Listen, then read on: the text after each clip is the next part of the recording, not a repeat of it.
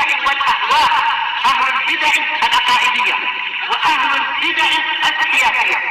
نقول بيننا وبينكم السلف، بيننا وبينكم الكتب، كان فيقول البدع بيننا وبينكم.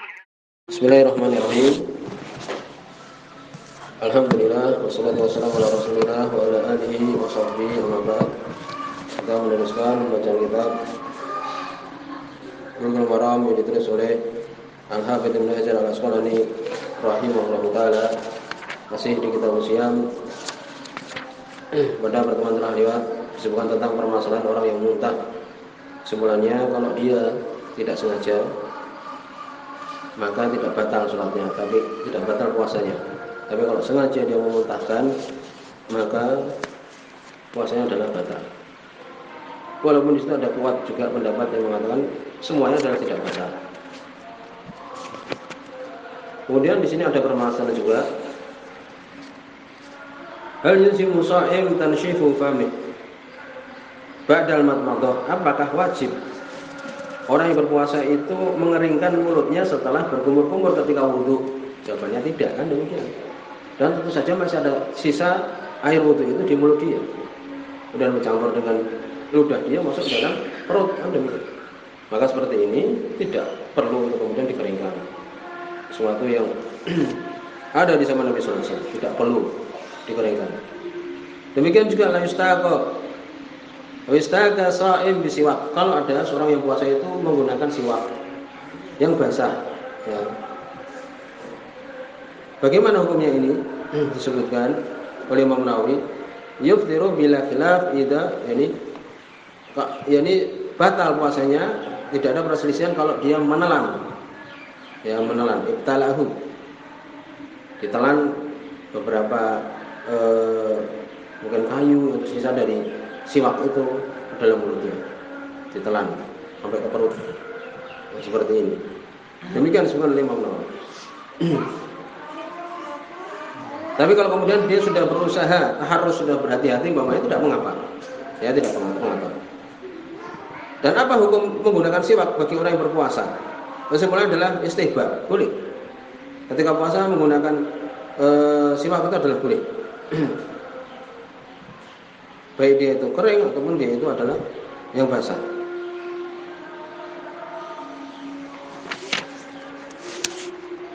Demikian juga di situ ada hadis Abu Hurairah radhiyallahu anhu. Disebutkan oleh laula nasyuqa ala ummati la amartuhum bisiwak inda kulli shalah. Kalau tidak memberatkan umatku, aku akan perintahkan mereka menggunakan siwak setiap salat. Umum kan? Demikian juga salat zuhur, salat asar ketika dia berpuasa Ramadan. Jadi kesimpulan adalah tetap hukumnya adalah sunah. Sambil dia berhati-hati, jangan sampai kemudian sisa-sisa siwaknya itu dia telan. Bagaimana menggunakan makjunul asnan, odol itu. Siang hari banyak kita sikat gigi. Sebenarnya adalah boleh, tapi aula adamu istimali. Lebih bagus tidak sikat gigi di siang hari. Di anallahu nufudan qawiyan, karena di situ ada bahan yang kuat, kemungkinan masuk dalam maedah, ke dalam perut. Ini demikian. Oleh karena itu Nabi kan mengatakan, wa balik bil instinsyaq ila an takuna shaiman. Bersungguh-sungguhlah engkau dalam memasukkan air ke hidung ketika wudu itu, kecuali engkau puasa. Kan demikian. Ini berhati-hati di situ. Walaupun hukum asalnya adalah la ba'sa bihi, tidak mengapa sikat gigi di siang hari. Demikian. Kalau bisa ketika sebelum subuh itu kan sikat gigi. Bagaimana merokok? Yang syurbu dukhon sebenarnya adalah batal puasanya. Jelas ya, masuk dalam paru-paru atau mungkin itu dan sebagainya. Bagaimana kemudian al-bukhah, ini seperti menyan, biasanya untuk membuat wangi masjid itu tidak mengapa. Dibakar kemudian ruangannya jadi harum itu tidak masalah.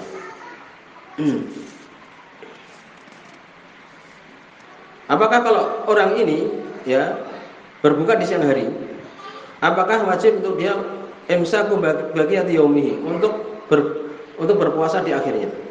Jadi kalau dia umpamanya jam 11 sengaja makan umpamanya, ya, atau melakukan hal yang dia membatalkan puasanya tadi, apakah setelah itu dia harus berpuasa? Ya, sebutkan jawabannya adalah Iya. Idza aftara rajul aw al-mar'a fi nahar Ramadan bil jima' bi ghairi udrin lazimu imsak baqiyatin nahar bila khilaf li'annahu aftara bi ghairi udr. Ini semua Imam Nawawi ijma' kalau ada laki-laki atau perempuan kemudian melakukan jima' di siang hari tanpa udzur ataupun umpamanya makan minum, maka wajib meneruskan puasa di sisa harinya itu. Padahal dia sudah batal, tetap dia untuk apa? Berpuasa. Karena dia melakukan perbuatan yang haram, tidak boleh. Jadi dia batal memang, tapi terus setelah itu jangan makan.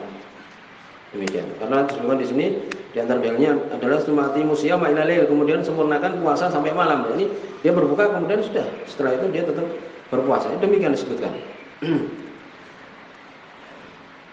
Apabila saat sekarang dia sengaja berbuka di bulan Ramadan siang-siang, sebagaimana banyak kaum muslimin di bulan Ramadan makan di warung-warung itu, apakah dia mengkodoknya? Perselisihan para ulama. Ya, jumhur berpendapat untuk mengkodok, mengganti di hari yang lain karena dia sengaja berbuka. Tapi disebutkan di sini ulama sudah saya mobil, demikian juga ini para ulama yang lain ini menyebutkan bahwa apa? Tidak perlu mengkodok. Demikian juga Ibnu Hazm, demikian juga yang lainnya. Karena apa? Karena dia tidak termasuk orang-orang yang mendapatkan udzur kan. Jadi untuk dia bertobat saja, ya untuk dia itu bertobat. Walaupun jumhur berpendapat untuk dia mengkodok, mengganti puasa yang dia batalkan itu, karena dia membatalkan dengan sengaja.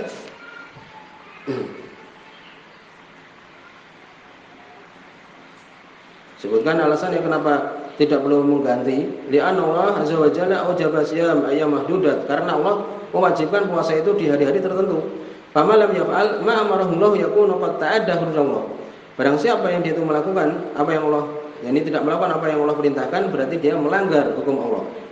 Walaysa hunaka dalil yadullu ala annahu idza shoma yawman badala minhu annahu yuzihu.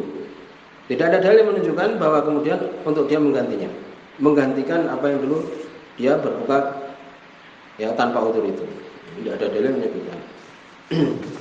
Ini demikian. Ulama dia bertobat kepada Allah Subhanahu wa taala dan tidak perlu untuk mengganti. Ya demikian.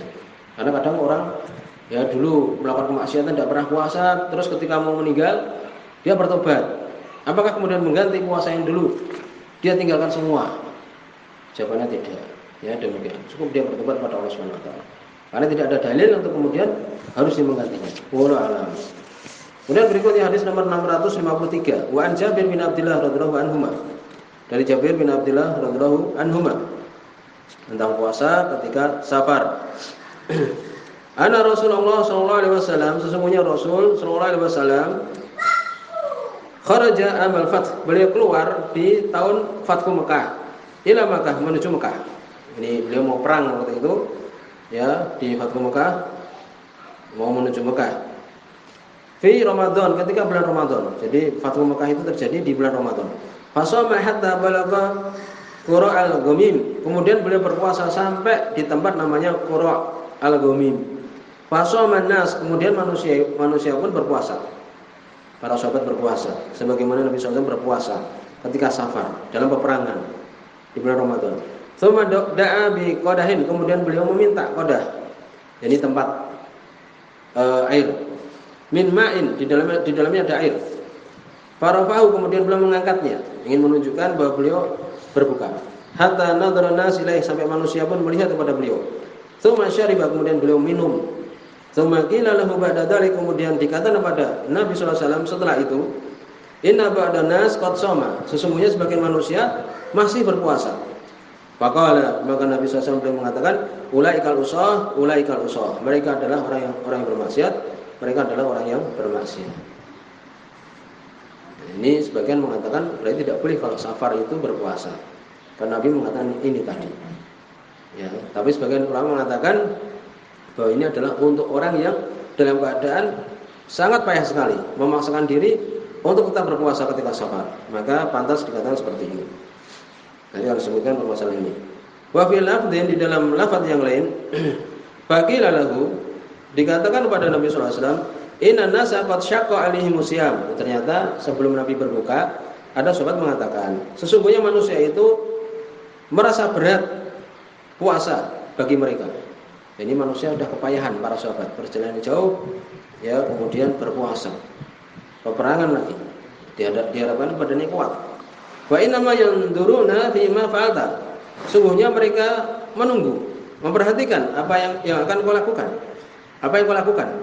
Pada Abi Qadah. Kemudian Nabi meminta tempat air min ma'in, dari air, maksudnya di dalamnya ada air, ba'dal asar, setelah asar ini, setelah asar sudah mendekati maghrib. Fasyariba, kemudian beliau minum. Ya, payah sekali memang. Ya, kalau mendekati ini asar atau setelah asar sedikit itu kan tampak payah sekali. Rawi Muslim, sebuah Imam Muslim. Demikian juga hadis berikutnya, hadis nomor 654. Hadis riwayat Imam Muslim juga. Wa an Hamzah bin Amr al-Aslami. Dari sahabat Hamzah bin Amr al-Aslami radhiyallahu anhu qala, sungguhnya beliau mengatakan, "Ya Rasulullah, wahai Rasulullah, ini ajidu fi quwwah." Sesungguhnya aku mendapati diriku dalam keadaan kuat ala siyam fi safar, untuk berpuasa dalam keadaan safar. Beliau ini Masya Allah, Hamzah bin Amr ini beliau ketika safar itu puasa. Nah, ketika safar berpuasa terus kuat. Fal alayya junah, apakah atasku dosa? Faqala Rasulullah SAW, maka Rasulullah SAW beliau mengatakan, dia rukhsatun min Allah, sungguhnya dia adalah rukhsah, keringanan dari Allah. Berbuka ketika safar itu rukhsah. Faman aqada biha fahasanun, barang siapa yang mengambilnya maka itu bagus. Wa man ahabba ayasum, barang siapa yang ingin untuk berpuasa fala junah alaih, tidak berdosa atasnya. Rawi Muslim, sebuah Imam Muslim. Wa asluhu fil muttafaq min hadis Aisyah. Ibnu Hajar mengatakan asalnya hadis ini di dalam hadis yang muttafaqun alaih Bukhari Muslim, dari hadisnya Aisyah radhiyallahu anha, ana Hamzah bin Amr, sesungguhnya Hamzah bin Amr sa'ala, bertanya. Maka di sini bagaimana hukum seseorang yang safar itu berbuka? Ya, semua adalah boleh. Ijma' orang yang safar berbuka adalah ijma'. Apakah keringanan ini masuk untuk safar maksiat juga? Jawabannya yakni iya. Umum, safar maksiat atau safar tidak maksiat boleh untuk berbuka. Karena di dalam ayat sebutkan memangkana maridan aw ala safar. Barang siapa yang dia itu sakit atau safar, umum. Safarin dengan nakirah. Ya, demikian. Kemudian, apakah orang yang berpuasa, yakni orang yang safar itu boleh untuk berpuasa? Ini tadi permasalahan kita sebutkan. Kesimpulan adalah boleh. Hadis Hamzah bin Amr muttafaqun alaih, beliau apa? Tidak merasa berat, ya, ketika safar berpuasa, maka itu boleh. Sebagian berpendapat ya dengan hadis laisa minal bir asyam bis safar, ya, tidak termasuk kebaikan berpuasa di safar. Tapi hadis ini pernah kita sebutkan ya umum, dikhususkan apa? Dengan orang yang mampu, tidak merasa berat maka boleh berpuasa. Kalau dia payah ketika safar itu berpuasa, tidak termasuk kebaikan dia untuk berpuasa. Mana yang afdal untuk orang yang safar? Dia berpuasa atau tidak?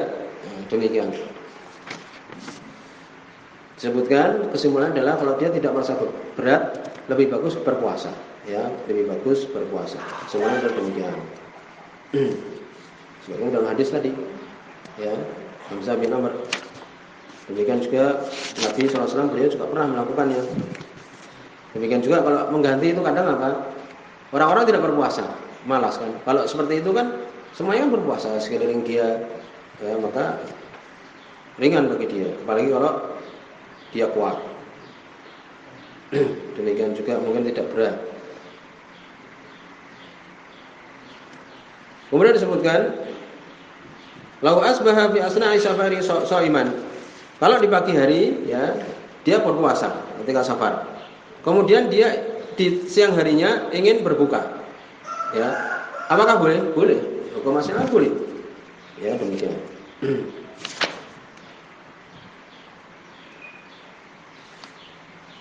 Apabila orang yang mukim safar, apakah dia untuk berbuka di hari itu?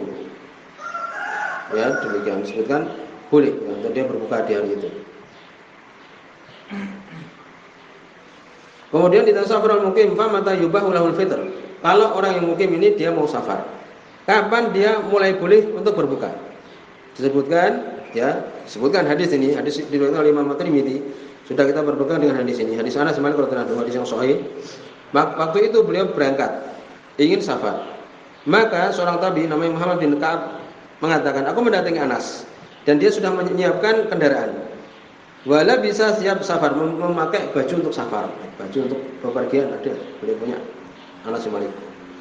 Beliau seorang sahabat yang memiliki harta dan Nabi mendoakan beliau punya harta. Kemudian pada itu amin. Kemudian beliau meminta apa? Meminta makanan. Fakalah kemudian makan. Kemudian Muhammad bin Ka'ab ini mengatakan, apakah ini sunnah? Qala ini sunnah. Tsumma raqiba. Kemudian mulai berangkat.